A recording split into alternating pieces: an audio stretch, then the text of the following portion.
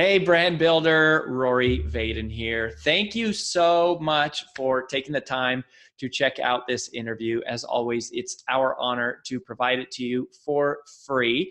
And wanted to let you know there's no big sales pitch or anything coming at the end. However, if you are someone who is looking to build and monetize your personal brand, we would love to talk to you and get to know you a little bit and hear about some of your dreams and visions and share with you a little bit about what we're up to see if we might be a fit. So if you're interested in a free strategy call with someone from our team, we would love to hear from you. You can do that at brandbuildersgroup.com/podcall, brandbuildersgroup.com/podcall. We hope to talk to you soon.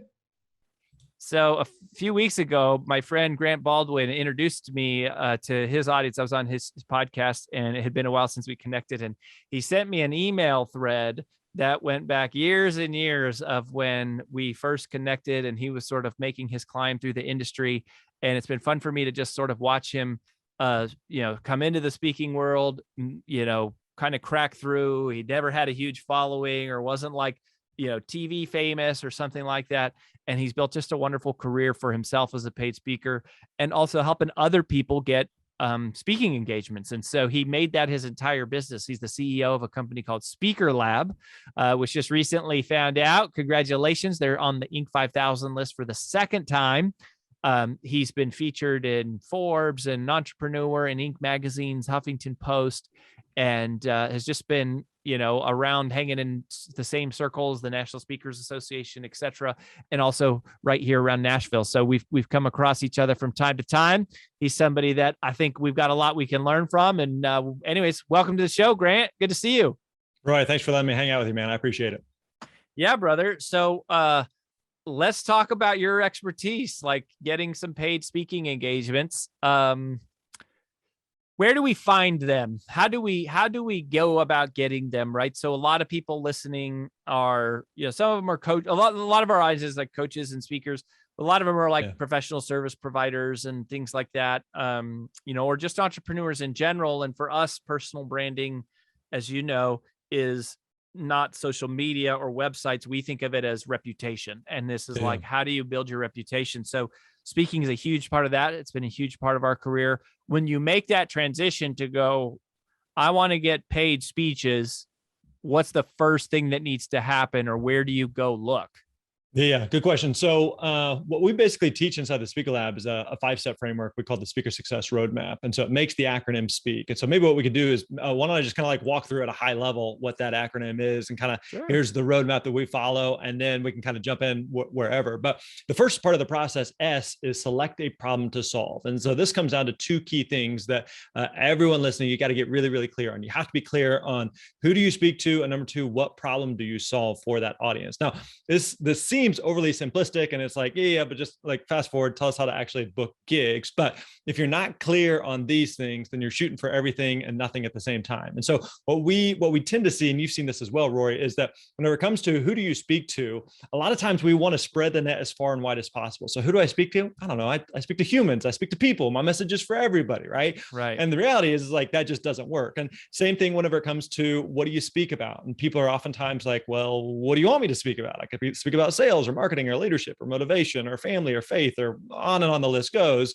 And so what we tell speakers all the time is you want to be the steakhouse and not the buffet, the steakhouse and not the buffet. And what we mean by that is, Roy, if you and I were going to grab a bite to eat, we were looking for a good steak, like we have a choice. We could go to a buffet where steak is one of 100 different things that they offer, and they're all mediocre. Or we could go to a steakhouse where they do one thing, but they do that one thing really, really, really well. They don't do pasta. They don't do seafood. They don't do sushi. They do steak, and that is it. And again, it's counterintuitive because as speakers, we think that we need to spread the net as far and wide as possible. The more things I can speak about, the more audiences I can appeal to, the more opportunities that I will have.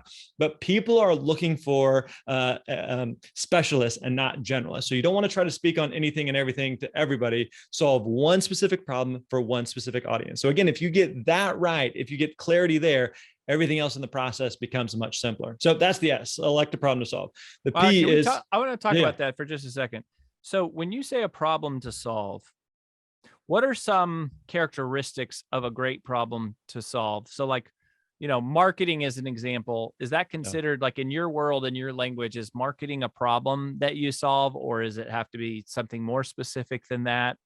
Like what are the criteria that something must pass in order for you to go, yeah, that's a clear problem that you can make money, like you can take to the market and solve? Yeah, absolutely. And to your point there, like there's an overlap there between what you're interested in, what you're passionate about, what you're knowledgeable on, what your expertise is in, and what is it that the industry actually cares about. Because just because you're an expert on something doesn't necessarily mean that there are opportunities to speak on that thing. And maybe there are opportunities to speak, but not to a particular industry that you are looking for. So there's basically, I think of it like kind of a Venn diagram of 3 different circles here. Okay. And so we're looking for 3 different things. One is going to be your industry. So who exactly are you speaking to? Meaning that there are certain kind of like predefined industries within the speaking space. And so there are 7 primary industries. And within this, there's a whole bunch of different kind of subcategories. But real quick, those are corporations, associations, nonprofit, faith-based, government, military, education, K through 12, and college. Okay. So again, within that, there's a whole bunch of different subcategories, but those are typically the big 7 categories that the majority of speaking engagements fall into. So you have industry. The other side of it is going to be integrity, meaning like, what are you actually qualified to talk about? What is some expertise or knowledge? Now, that doesn't necessarily mean that you need to be the world's foremost expert on this thing, but you need to know at least something on the topic, be knowledgeable on it, know something be slightly ahead of maybe where your audience might be. And then the third piece, kind of what you're talking about here, Rory, is interest. So industry, integrity, and interest. And so this is a 2-way street. One is something that you are interested on, you're knowledgeable on, you have some expertise on, but it also has to be something that that industry or that decision maker is interested in. So let me give you a quick example of this.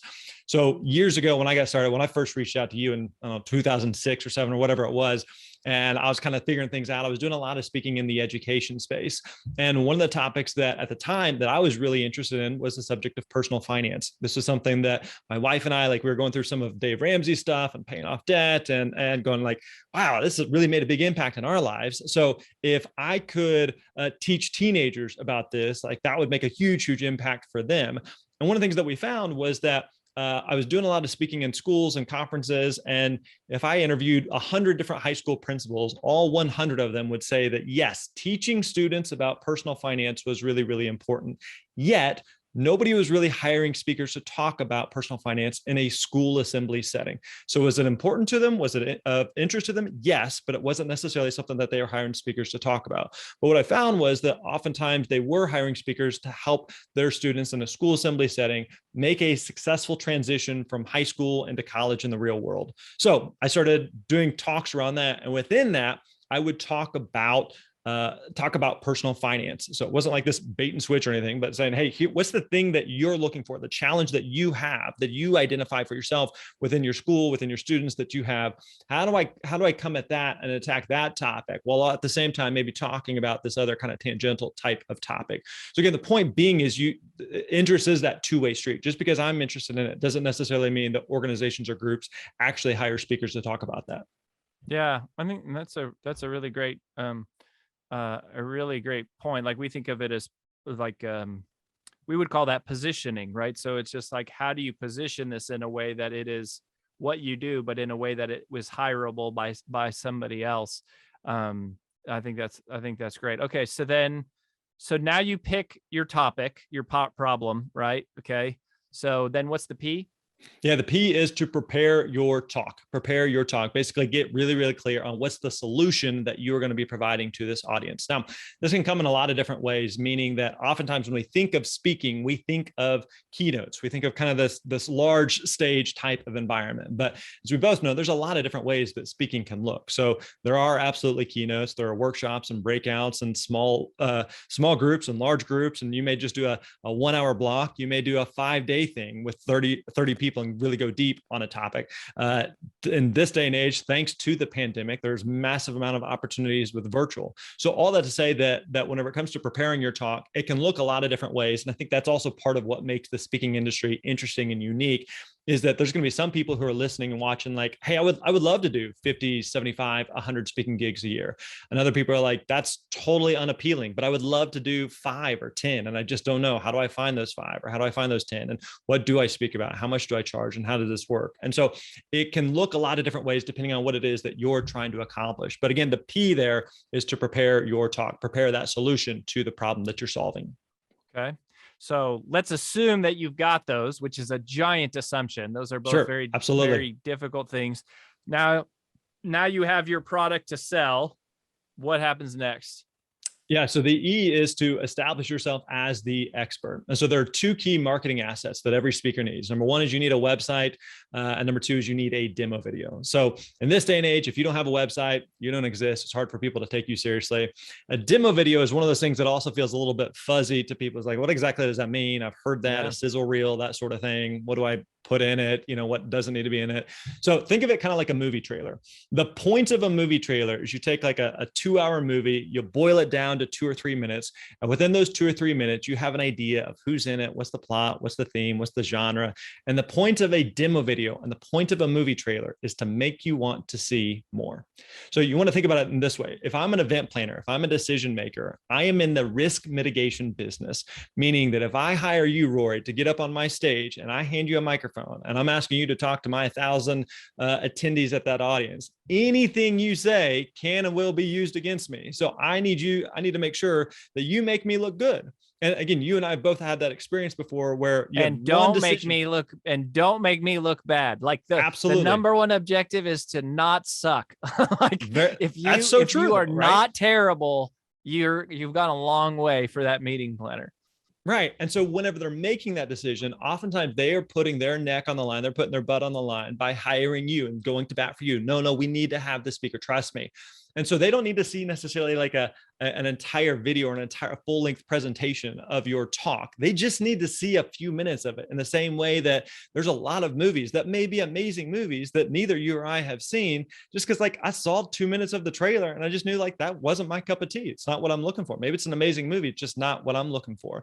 And so that's for an event planner, for a decision maker, they need to see a couple of minutes there of your presentation, especially if they're going to pay you, but especially as you are growing in your speaking business and wanting to share that message with bigger audiences and some higher profile stages, that demo video becomes more and more important. So are most of the demos that you're seeing and you're using, and are you saying most of them are 2 to 3 minutes? Yeah, I recommend like short, less is more. So shorter ones. Yeah, you can absolutely have a longer video, a 10-minute video, a 15-minute video. But you think about from an event planner, decision maker standpoint, whenever they are considering hiring you as a speaker, they're not just looking at you, they're looking at you and 5, 6, 7 other speakers. And so they don't have time to go through 30 minutes of video per speaker trying to determine whether or not it's a fit. So they're going to look at the initial kind of 2 or 3 minutes there, and then they're going to probably whittle it down to 2 or 3, maybe have a committee or a board meeting to kind of determine who might be a good fit. And then maybe they want to watch, 10 or 15 minutes. But also think about it from the perspective of anybody watching any video, right? Anytime like someone, just think about like a friend or a family member sends you a video. Oh, I just saw this. This is hilarious. You got to check this out. The first thing any of us do when we click on that link is we look to the lower left corner and look at the timestamp to see how long it is. If it's more than a couple of minutes, like that's an eternity in online video land. Ain't nobody got time for that. So you want to keep your video short, keep your video concise. So yeah, I think 2, 3, maybe 4 minutes is plenty to really convey what you need to show to an event planner or decision maker. Okay. All right. So demo video, short, give them a sense of a taste of what it's like to have you. And that's where you're saying between that and your website, you're establishing yourself as the expert, which is the E. Yeah. I mean, there's plenty of things that you could do, but as far as getting going and getting your foot in the door with decision makers and event planners, those are 2 of the key tools that you really need. And what about, let me ask you specifically about the, like in the old speaker days, it used to be the one sheet, and it was like, you had to have this 1-page, sheet on your talk and who you are. Do you still recommend that? Do you still see that being in use? Like, are you finding that that's not really necessary anymore? Yeah, I think personally, it's less and less necessary or relevant, because I think that's essentially what your website is. And so one thing that's important for any speaker to think about is, and I'd say maybe personal brand is, I know for me, when I got started, all I was trying to do was book gigs. That's all I wanted to do. So I wasn't worried about, being a podcaster or being an author or doing a course or any number of other things. Like all I wanted to do was book gigs. And so my website was specifically designed around that.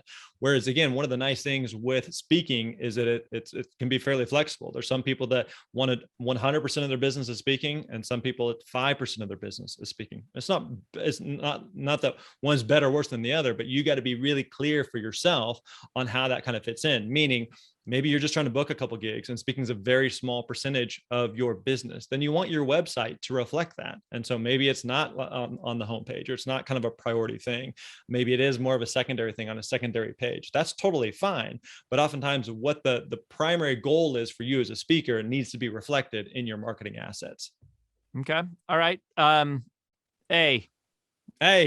Acquire paid speaking gigs. Now, this is the part that, again, that we want to fast forward to. But again, I think this is also a good chance to kind of step back, look here of going, okay, I want to fast forward to this. But again, if you don't have these other foundational pieces in place, break down. It's really hard to book gigs. If you're just going like, yeah, man, just tell me how to book gigs. Like, okay, well, who do you speak to? What problem do you solve? I don't know. I'll speak to one, whatever. How do I book gigs? Like, well, okay, and not only that, what I would say, Grant, is it's also, not only is it difficult to book gigs, it actually works against you, because you go to a speaker's bureau or you go to an A-list client and you don't have your stuff together, you might get one shot. I mean, I talk about this with podcasts all the time. Like, people come to me, can you introduce me to Ed Milet? Can you introduce me to Lewis Howes? Can you introduce me to a publisher?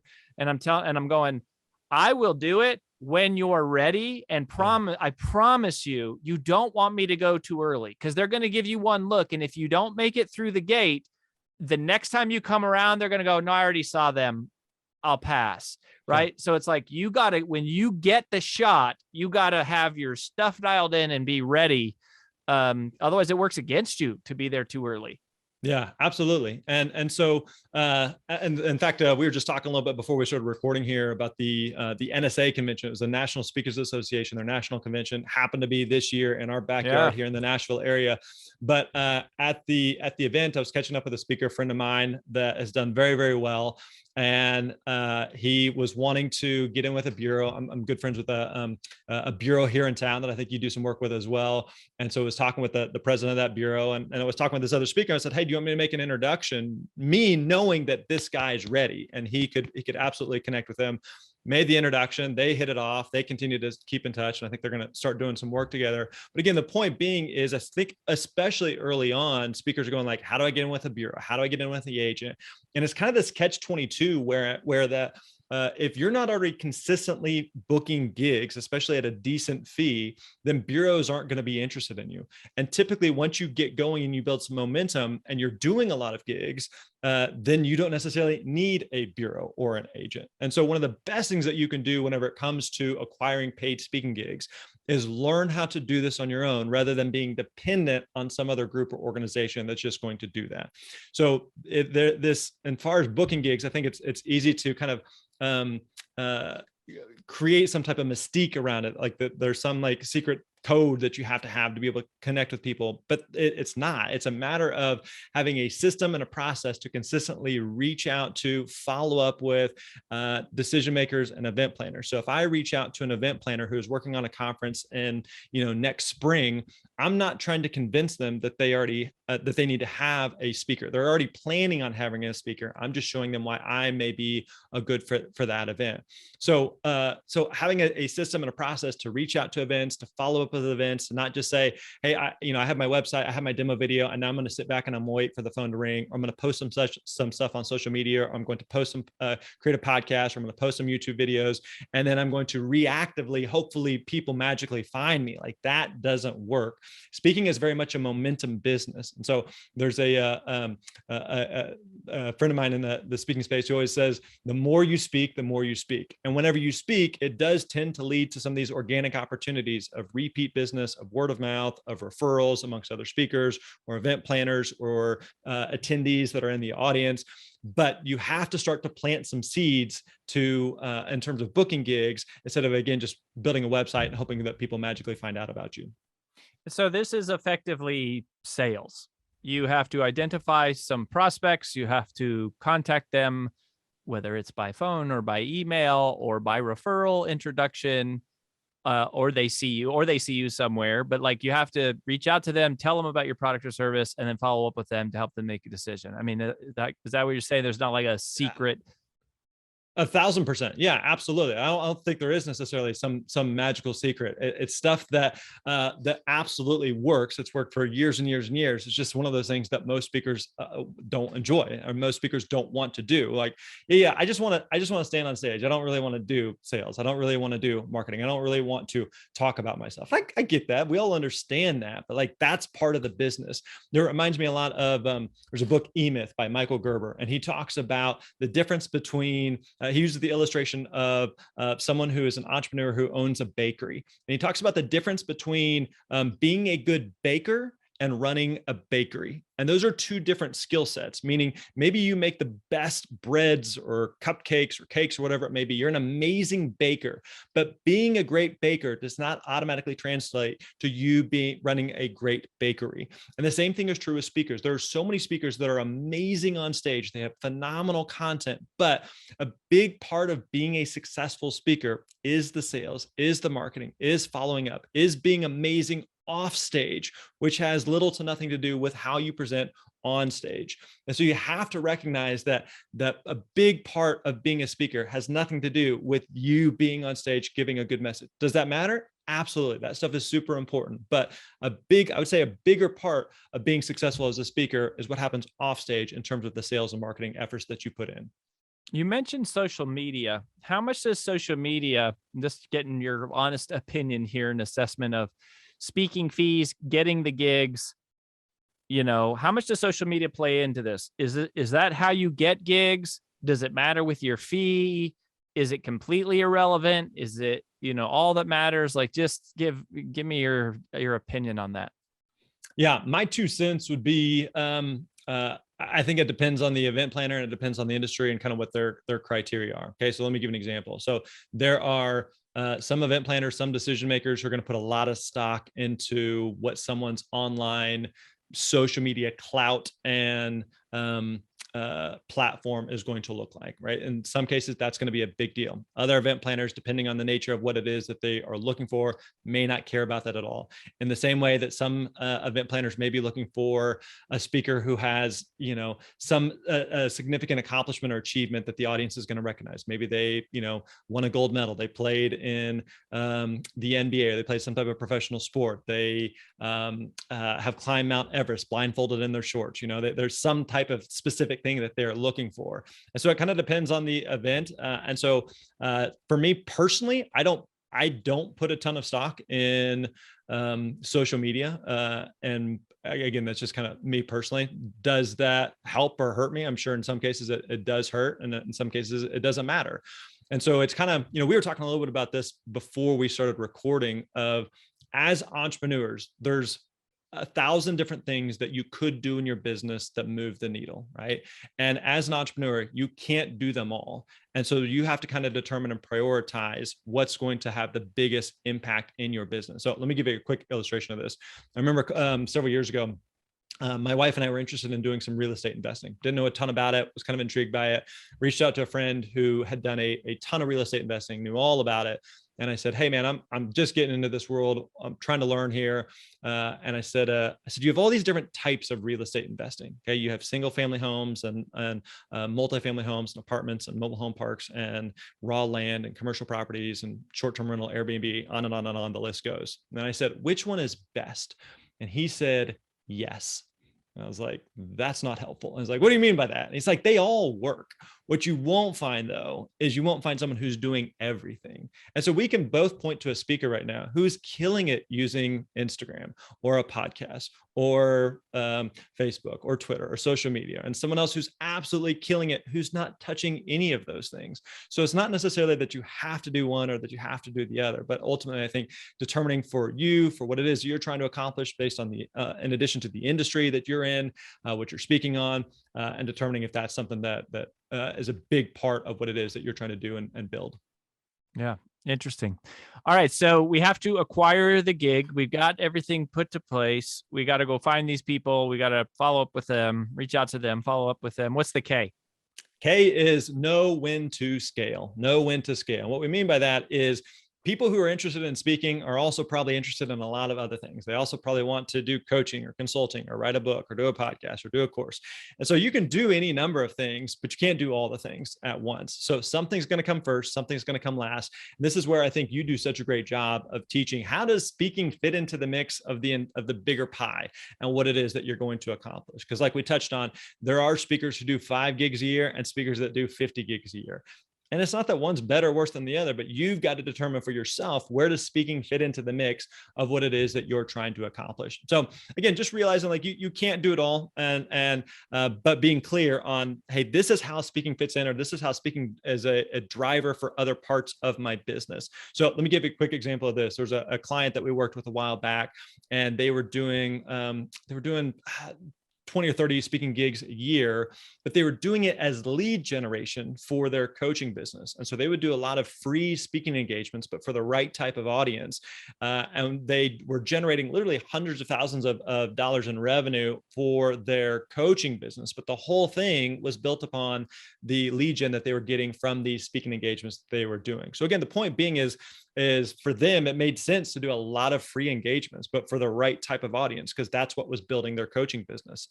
Whereas for someone else, like it may not make sense to do as many free gigs. And so again, just determining like, how does speaking best fit into the mix of what you want to accomplish? Mm-hmm.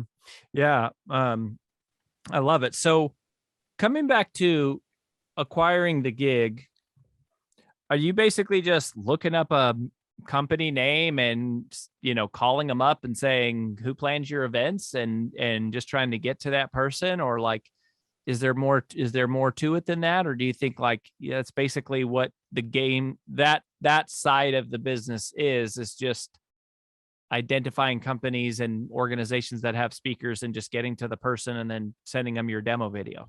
Yeah, at a simplified version, yeah, there's certainly a large element of that, of identifying potential decision makers, event planners, reaching out to them. Some of it is, to your point, of figuring out who actually is the decision maker. So, just because someone is a VP of whatever, it doesn't necessarily mean that they're the ones that are ultimately pulling the trigger.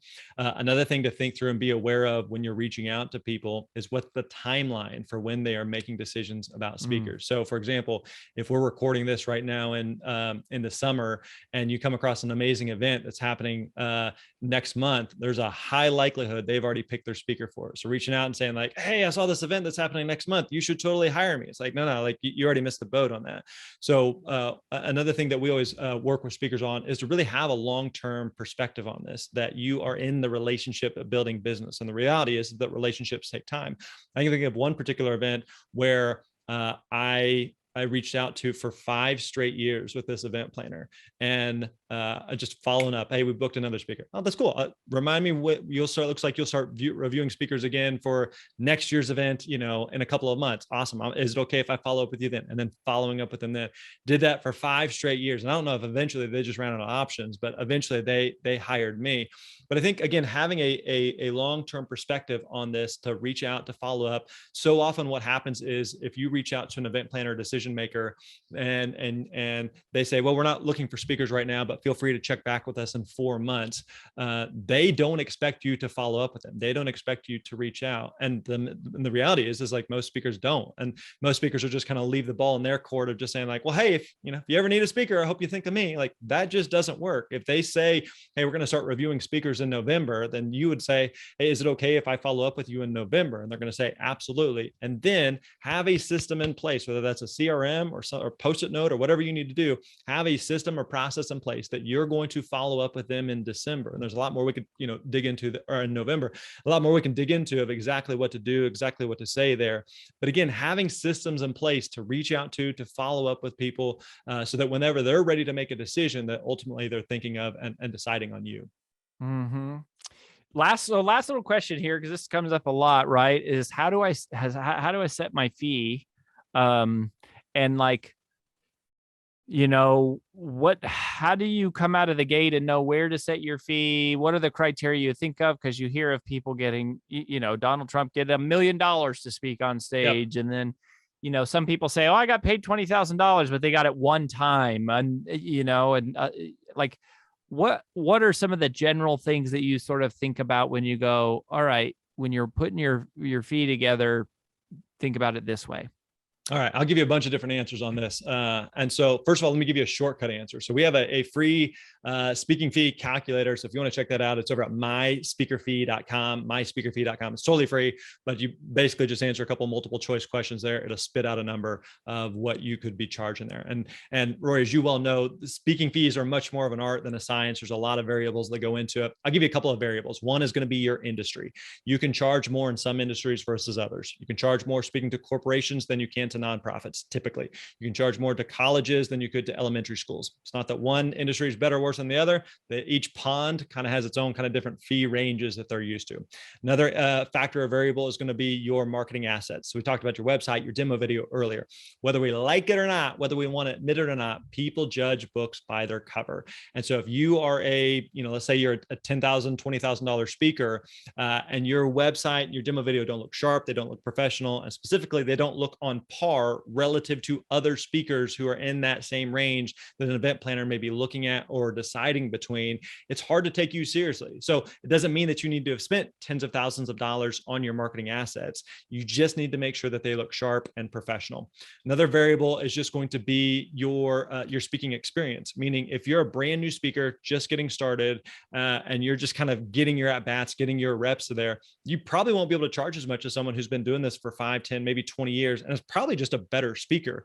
The way that you get better as a speaker is that you speak. It's the same way that you get better as a writer, as a podcaster, as you do the thing. And so you and I happen to be decent at speaking, not because we have any special gift or ability, but because we've given hundreds and hundreds and hundreds of presentations in all different environments and settings, and some that have gone incredibly well and some that have been a complete disaster.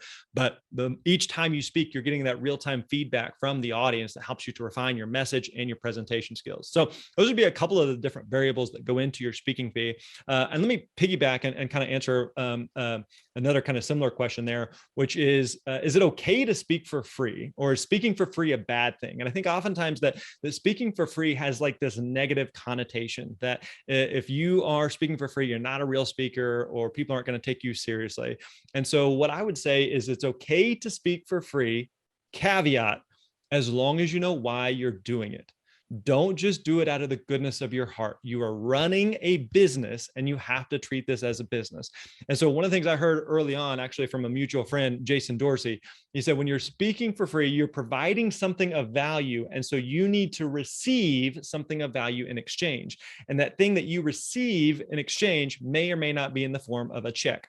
So there's a lot of different ways that you could receive value that may not come in the form of currency. Okay. So it may be, for example, let's say that you go speak at something, and I mentioned this client earlier who does a lot of coaching. And so, if you go speak and you have some type of back-end book or product or service or coaching or consulting thing that you offer, you go speak at the right type of audience and it generates significant sales on the back end. Speaking for free may make a ton of sense for you. Maybe it makes sense to speak for free if you know that this is going to get my foot in the door with this client and it's going to potentially lead to a bunch of other events. I remember a few years ago, I was speaking at an event and I took a slightly lower fee, but I made an arrangement with the decision maker and said, hey, assuming I do a good job and the whole thing's predicated on me showing up and delivering, doing my part, then I want you to introduce me to 5 other event planners that you think would be a good fit, that you and I both agree I would be a good fit for. And if you can make an endorsement, recommendation, and a personal introduction to them, to that decision maker, it means nothing. It costs them nothing. But to me, it's worth something. So another quick example would be a friend of mine was invited to speak at something in Europe a couple of years ago, and he doesn't do a ton of speaking. So we were kind of talking through speaking fees. And I said, hey, here's one thing you could do is you can negotiate to have them also fly your spouse over, your wife over, and extend the stay for you at the place where they're going to be doing the event. You can turn it into a European vacation on their dime. So again, the point being is there's a lot of different ways that you can receive something of value that may or may not involve whether or not you got paid and got a check for it. Mm-hmm. Yeah, man, I love it. What a great business. This is such, I think this is just the coolest business, and it's so much fun to impact lives, and it's like a game, and you get to just get better and better at it. And everything. So y'all, if you go to brandbuildersgroup.com/Grant Baldwin, brandbuildersgroup.com/Grant Baldwin, he's always doing stuff for free. He's got lots of free trainings and tools and stuff. And like I said, I've known him for years. So hit that link, check out his free trainings. You can connect with him online. We'll link up to him and everything in the show notes. But Grant, thank you so much for this, brother. And I love a lot of this wisdom and just the practical nature of what you're doing. And so I appreciate your time, man. And as always, we wish you the best. Thanks, buddy. I appreciate it.